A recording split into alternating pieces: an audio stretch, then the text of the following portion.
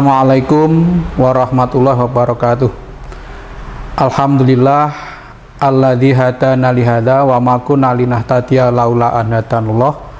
Asyhadu alla ilaha illallah wa asyhadu anna Muhammadar Rasulullah. Allahumma sholli ala Muhammad wa ala ali Muhammad. Qala Allah taala fil Qur'anil Karim. A'udzu billahi minasyaitonir rajim. Ya ayyuhalladzina amanu taqullaha wa qulu qawlan sadida yuslih lakum a'malakum wa yaghfir lakum dzunubakum wa may yuti'illaha wa rasulahu faqad faza fauzan 'azima. Kaum muslimin yang berbahagia, dalam Al-Qur'an yang tadi saya bacakan, Allah memerintahkan kepada orang-orang yang beriman supaya berkata atau berujar dengan ucapan yang baik gitu. Ucapan yang baik itu akan membuat yang bersangkutan amalnya menjadi baik. Kemudian yang kedua akan diampuni dosa-dosanya. Nah, ini menggambarkan betapa besarnya pengaruh ucapan, betapa besarnya pengaruh dari lisan gitu. Sampai Kanjeng Nabi Muhammad SAW itu juga mengatakan bahwa dalam manusia itu ada dua onderdil bolong itu atau berlubang yang menjadi sumber dosa yang dilakukan oleh manusia. Keduanya adalah al-famu wal farju, yakni lisan dan kemaluan. Itu dua hal yang menyebabkan orang mudah untuk berbuat dosa.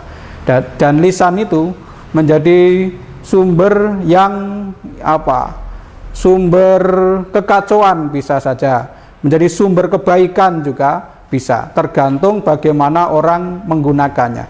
Dan lisan itu menjadi alat yang dimiliki oleh manusia yang bisa menyebabkan malapetaka. Petaka lisan itu yang pertama kalau mengatakan yang tidak benar. Kemudian yang kedua, kalau orang itu tidak mau mengatakan tentang kebenaran. Jadi berkata salah atau tidak mau berucap benar. Itu adalah petaka lisan. Dalam bahasa Jawa itu ada ungkapan sak dawa-dawane lurung isoh dawa gurung gitu. Jadi sepanjang-panjangnya lurung itu lurung itu gang, itu masih ada batasnya. Tapi kalau perkataan dari lisan itu sama sekali tidak ada batasnya, termasuk batasan akibat itu, akibat dari lisan seseorang itu. Maka mengendalikan lisan itu menjadi hal yang sangat penting dilakukan oleh manusia. Sehingga Nabi Muhammad SAW itu juga sampai mengatakan, man yatman li ma baina rihlaihi wa ma baina rijlaihi atman lahul jannah. Siapa yang bisa mengendalikan onderdil yang di antara dua kumis dan di antara dua kaki, saya jamin dengan surga. Yang ada di antara dua kumis itu ya lisan itu, di antara dua rambut itu lisan. Jadi orang yang bisa mengendalikan lisannya dan bisa mengendalikan kemaluannya itu dijamin oleh Nabi dengan surga. Oleh karena itu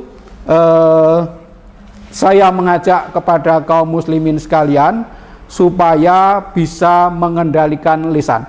Apalagi di zaman sekarang ini di mana teknologi cukup mudah untuk berujar, bahkan sampai tidak terkendali. Nah, sehingga penting sekali bagi kita sekalian menjaga lisan itu, lebih-lebih di bulan Ramadan. Bahkan di dalam ajaran Islam itu dua ibadah penting, yakni haji dan puasa, itu salah satu kesuksesannya adalah ketika bisa mengendalikan lisan. Orang berpuasa menjadi tidak bermakna ketika masih berdusta. Orang berhaji tidak bermakna hajinya ketika masih padu, ketika masih jidal. Keduanya adalah persoalan lisan. Kemudian ada catatan penting yang dikatakan oleh Nabi Muhammad SAW ketika ada seorang sahabat datang kepada Nabi dan minta nasihat. Dalam riwayat Ibnu Majah diceritakan begini, ja'a rajulun ilan Nabi sallallahu alaihi wasallam faqala alimni wa aujis gitu. Jadi ada seorang laki-laki datang kepada Nabi minta nasihat. Kanjeng Nabi, tolong saya diberi nasihat, tetapi yang ringkas saja atau tidak panjang-panjang, yang sederhana saja. Kemudian Nabi mengatakan, idza kumta fi sholatika fasholli sholatan muwaddi'in. Yang kedua, wala takallam bi kalamin ta'tadiru minhu. Yang ketiga, wajmil ya'sa amma fi aidinas. Nabi kemudian memberi 3 nasihat. 3 nasihat itu yang pertama berkaitan dengan hubungan dengan Allah. Yang kedua itu dalam matematika disebut irisan, hubungan manusia dengan Allah dan hubungan manusia dengan manusia. Kemudian yang ketiga itu menyangkut hubungan dengan sesama manusia. Yang pertama, idza kumta fi sholatika fasholli sholatan muwaddi'in. Jika kamu berdiri untuk sholat, kerjakan dengan sungguh-sungguh, seakan-akan itu sholatmu yang terakhir. Jadi terjemahan bebasnya, seakan-akan itu sholatmu yang terakhir. Kalau orang itu ketika sholat itu berpikiran bahwa ini sholat yang terakhir, kemudian setelah itu disolati, tentu dia akan melaksanakan sholat itu dengan sungguh-sungguh. Jadi tidak ada orang yang kematiannya sudah dekat kok sholatnya celelean. Itu pasti akan lebih serius, lebih tulus, lebih sungguh-sungguh. Jadi yang pertama dididik oleh Kanjeng Nabi supaya kita itu menjadi orang yang tekun beribadah, ikhlas dalam beribadah, serius dalam beribadah, tulus dalam beribadah, tidak sekedar ala kadarnya, tidak sekedar menunaikan kewajiban. Nah ini yang pertama. Jadi menyangkut hubungan yang bagus dengan Allah. Kemudian yang kedua, wala takallam bi kalamin ta'tadiru minhu. Janganlah kamu mengatakan sesuatu yang mengharuskan kamu minta maaf gitu. Atau jangan mengatakan sesuatu yang salah gitu. Ini hal yang kedua.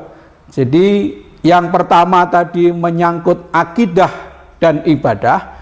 Yang kedua ini menyangkut moral, menyangkut akhlak gitu. Orang sebagus apapun ibadahnya, ketika lisannya tidak bisa dikendalikan atau bahkan suka menyakiti orang lain, maka ibadahnya tadi menjadi tidak bermakna gitu. Jadi jangan merasa bangga ketika orang itu baru bisa beribadah dengan tekun, tetapi tidak bisa mengendalikan lisannya. Orang itu kalau luka karena silet itu mungkin seminggu mari atau tidak lebih dari 1 bulan akan sembuh. Tapi luka karena lisan orang lain maka itu tidak akan sembuh. Bahkan sampai mati pun dia tidak akan terlupakan. Jadi yang kedua ini adalah pesan Nabi supaya kita mampu menjadi orang yang berakhlak mulia. Nah, akhlak mulia itu ukuran sederhananya 2, bisa mengendalikan lisan dan bisa menjaga kemaluan. Itu yang kedua. Kemudian yang ketiga, wa ajmil ya'sa amma fi aidinas. Janganlah kamu terpesona atau singkirkan rasa keinginanmu untuk memiliki apa yang ada di tangan orang lain. Atau dalam bahasa aslinya, kumpulkan segenap rasa putus asamu untuk memiliki apa yang ada di tangan orang lain. Artinya yang ketiga ini adalah supaya kita menjadi orang yang tidak mudah terpesona terhadap milik orang lain. Kalau orang mudah terpesona, itu nanti ujung-ujungnya bisa iri, kemudian dengki, bahkan bisa timbul fitnah. Nah yang ketiga ini ada ungkapan menarik dari Ki Hajar Dewantara yang sering saya sampaikan di mana-mana itu, yakni hidup itu hanya wang sinawang, ketoke gitu, ketoke. Dia mengatakan ono wong numpak mercy merebes mili. Tapi juga ada orang mikul dawet karo rengeng-rengeng gitu. Jadi orang naik Mercy itu kan simbol orang yang berada, simbol orang yang hebat. Tetapi dia kelihatannya hebat menurut orang lain, tapi ternyata dia menangis. Mungkin karena belum lunas kreditnya itu. Tapi juga ada bakul dawet yang mikul. Kalau mikul itu kan berat, mikul itu pasti dua barang yang berat yang dibawa. Tapi kita menyaksikan ketok yang ngerkoso, tapi yang menjalaninya itu bisa dengan sambil rengeng-rengeng, rengeng-rengeng bersenandung. Itu artinya bahagia. Jadi orang itu betul-betul hanya wang sinawang. Kita melihat orang lain kelihatannya bahagia, tapi yang menjalaninya itu belum tentu betul-betul bahagia. Orang lain melihat kita juga sama seperti itu. Maka jangan mudah terpesona terhadap milik orang lain. Kalau kita mudah terpesona, nanti akan tergoda, tidak bisa mengejarnya, lalu menimbulkan iri, dengki, dan fitnah. Maka kunci untuk tidak terpesona itu ya bagi kita diajari oleh agama dengan sifat qanaah. Qanaah itu artinya menerima dengan senang hati pemberian Allah meskipun tidak sesuai dengan keinginan kita. Meskipun pemberian Allah itu belum tentu sesuai dengan keinginan kita. Tapi yakinlah bahwa pemberian Allah itu pasti lebih baik daripada yang kita ingini. Jadi qanaah itu kalau bahasa Jawa tandanya dua saja, tidak geragas dan tidak dremis gitu. Kalau geragas itu artinya tamak. Tamak itu rakus ya. Rakus itu raine kaya tikus ya. Jadi kita membayangkan tikus itu. Tikus itu binatang yang makan apa saja dimakan. Maka kalau ada orang yang apa saja dimakan, maka dia itu termasuk orang rakus. Pasti tidak bahagia hidupnya. Nah, itu orang yang rakus. Kemudian yang kedua, dremis. Dremis itu mental peminta-minta. Jadi sudah punya masih pengennya meminta saja. Dan kadang meminta itu bukan karena tidak punya, hanya karena pengen mendapatkan lebih banyak lagi. Nah, kalau orang qanaah tidak qanaah seperti itu, pasti hidupnya tidak akan bahagia. Dalam surat An-Nahl ayat 97, Allah Subhanahu wa taala berfirman, a'udzubillahi minasyaitonirrajim, man amila sholihan min dzakarin aw unsa wa huwa mu'minun falanuhyiyannahu hayatan thayyibah walana jaziyannahum ajrahum bi ahsani ma kanu ya'malun. Yang artinya barang siapa yang beramal soleh baik laki-laki maupun perempuan dan dia itu dalam keadaan mukmin, maka dijanjikan oleh Allah dua hal. Dua hal itu yang pertama di dunia, yang kedua itu di akhirat. Jadi dari ayat ini ada catatan penting bahwa di dalam ajaran Islam itu tidak ada diskriminasi antara laki-laki dan perempuan. Jadi orang itu menjadi baik atau tidak baik sangat bergantung kepada prestasinya, bukan jenis kelaminnya. Apakah dia laki-laki atau perempuan itu sama saja, tergantung apa yang dilakukannya. Kata Allah kan, baik laki-laki maupun perempuan, asal dia beramal soleh, maka akan diberikan yang pertama, di dunia ini diberi kehidupan yang baik, kemudian di akhirat akan diberi balasan yang lebih baik. Nah, maka yang perlu kita lakukan bersama-sama adalah kita itu beramal soleh dan dalam keadaan beriman. Nah, sehingga kita akan mendapatkan kehidupan yang baik. Nah, pertanyaannya adalah apakah hidup kita selama ini sudah baik atau belum? Itu yang dinilai adalah nanti kalau memang belum baik, ya kita selalu berusaha mengecek, meneliti diri kita masing-masing agar menjadi betul-betul baik. Syaratnya dua saja, beriman dan beramal soleh. Kalau kita sudah merasa beriman dan beramal soleh, tapi kok hidupnya belum baik, itu tandanya kita belum benar dalam beriman dan beramal soleh itu. Nah sekarang pertanyaannya, orang yang hidupnya baik itu yang seperti apa? Dalam tafsir Ibnu Katsir dijelaskan salah satu tanda orang yang hidupnya baik itu adalah qanaah dan rezekinya halal. Jadi kalau orang itu qanaah seperti yang tadi saya sampaikan, bahwa orang qanaah itu tidak geragas dan tidak dermis, tidak bermental peminta-minta. Jadi dermis itu misalnya ada pembagian beras sejahtera dari pemerintah, kemudian seseorang itu tidak diberi karena sudah dipandang cukup, kok dia protes kepada ketua RT, artinya dia itu orang yang bermental dermis. Nah ini yang harus dihindari.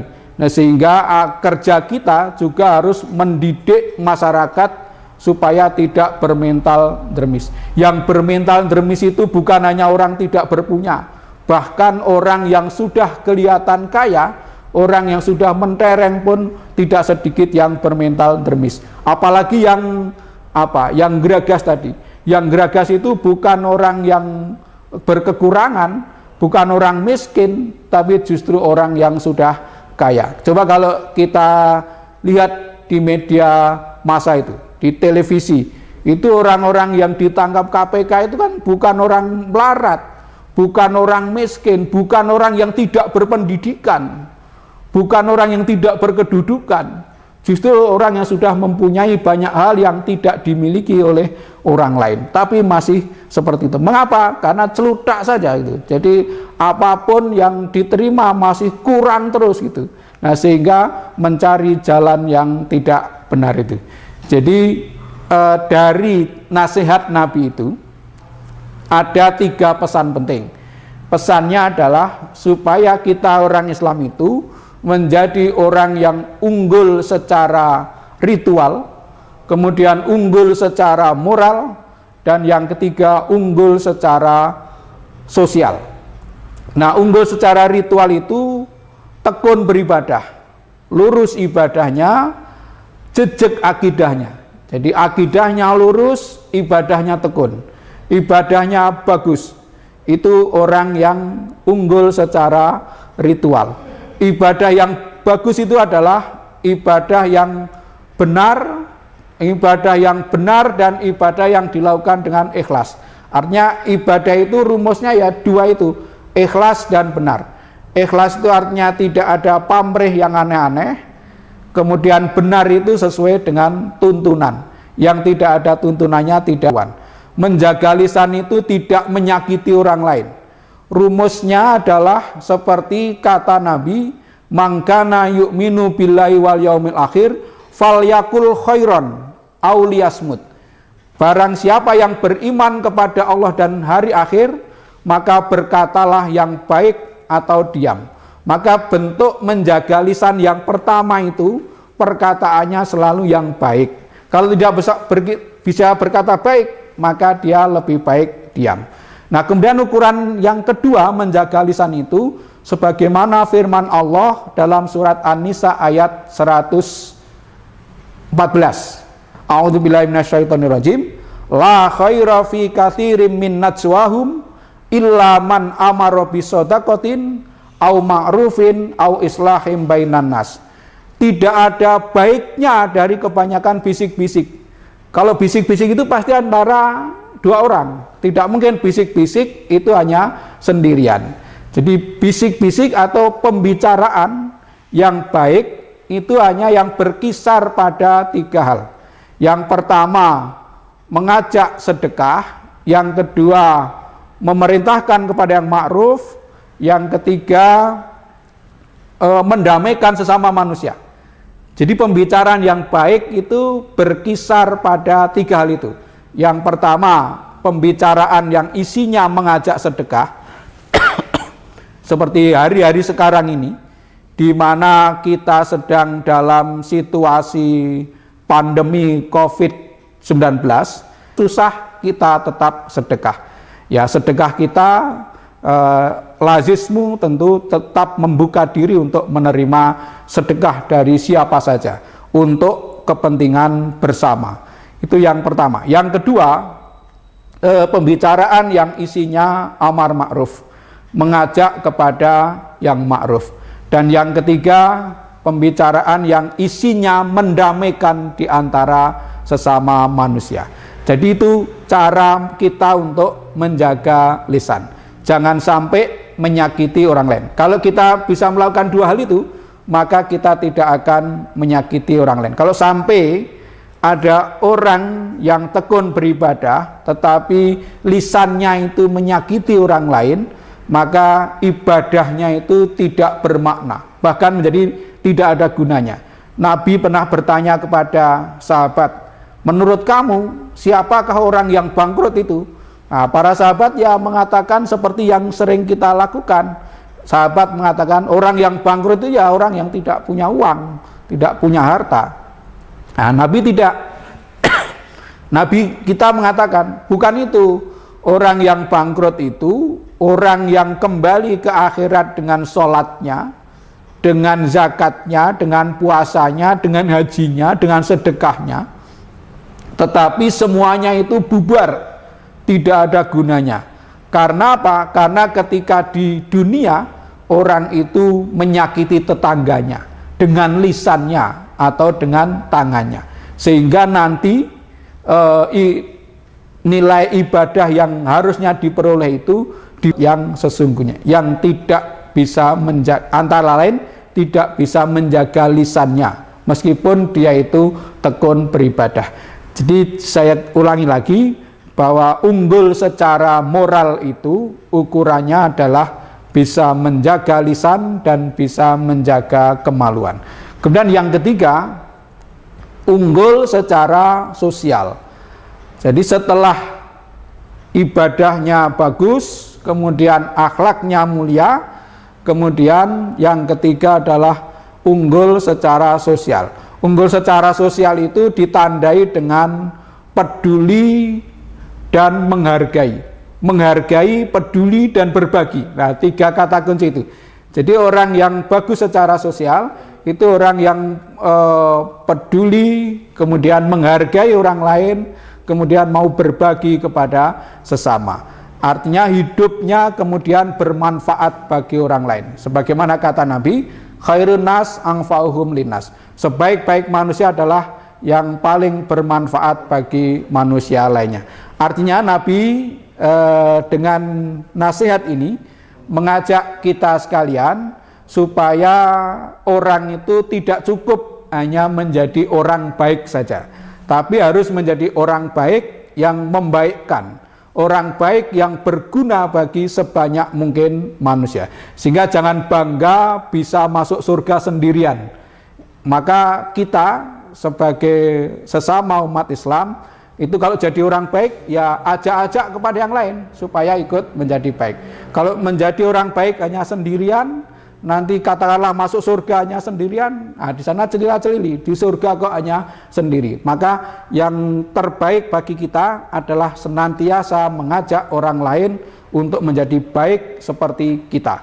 Sebagaimana pesan Allah dalam surat Al-Asr itu yang sangat terkenal. A'udzubillahi minasyaitonirrajim. Bismillahirrahmanirrahim. Wal asri innal insana lafi khusrin illal ladzina amanu wa amilus solihat wa tawassaw bil haq wa tawassaw bis sabr. Demi waktu. Nah, waktu di sini waktu asar. Nah, mengapa Allah bersumpah dengan waktu asar? Syekh Muhammad Abduh mengatakan karena setelah itu Allah akan bicara soal untung dan rugi gitu. Nah, logikanya adalah pada waktu itu di Mekah kebanyakan pedagang, maka yang dipakai di sini adalah nalar pedagang. Nalar pedagang. Pedagang itu ngitung badi nek wis sore gitu. Jadi tidak ada orang itu ngitung badi kok pagi-pagi itu. Ya itu goblok kalau ada yang seperti itu. Nah, maka di sini penting catatan pertama bagi siapapun yang usianya sudah mendekati asar. Sudah mendekati asar itu artinya ya sekitar 60 tahun ke atas. 60 itu bahasa Jawanya suwidak. Suwidak itu artinya uripe wis suwi, matine wis cedhak gitu. Jadi meskipun mati itu bisa tua, bisa muda, tapi pantasnya yang tua dulu gitu. Jadi sehingga ini apa?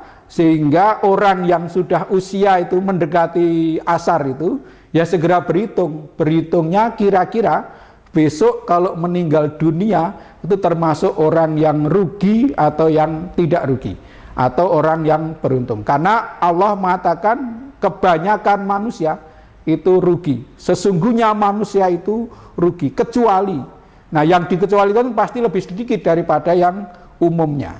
Nah yang tidak rugi itu adalah yang beriman, beramal soleh, kemudian saling menasihati dalam menegakkan kebenaran dan menetapi kesabaran. Nah mudah-mudahan kita sekalian itu hidup di dunia ini tidak termasuk orang yang rugi. Terakhir saya akan menyampaikan pertanyaan, direnungkan kepada kita masing-masing. Kaum muslimin sekalian yang saya hormati, seandainya panjenengan itu diberitahu meninggal besok tanggal berapa ya? 1 bulan lagi ya. 1 bulan lagi itu ya bulan April, 15 April atau 16 sekarang 16 April, 16 Mei. Ya. Kalau Anda diberitahu meninggal tanggal 16 Mei, kira-kira harta Anda yang bermanfaat sampai akhirat dengan yang tertinggal itu lebih banyak mana? Nah, kalau masih lebih banyak yang tertinggal, jangan sudah merasa aman untuk masuk surga. Nah, maka saya mengajak, kalau memang masih banyak yang tertinggal, ya segera ditambah sedekahnya. Nah, insya Allah Lazismu Kabupaten Magelang itu siap menampung, mengantarkan harta Anda bermanfaat sampai akhirat. Nah, itulah yang tidak rugi. Nah, mudah-mudahan apa yang saya sampaikan bermanfaat. Nasrun minallah wa fathun qarib wa basyiril mu'minin. Assalamualaikum warahmatullahi wabarakatuh.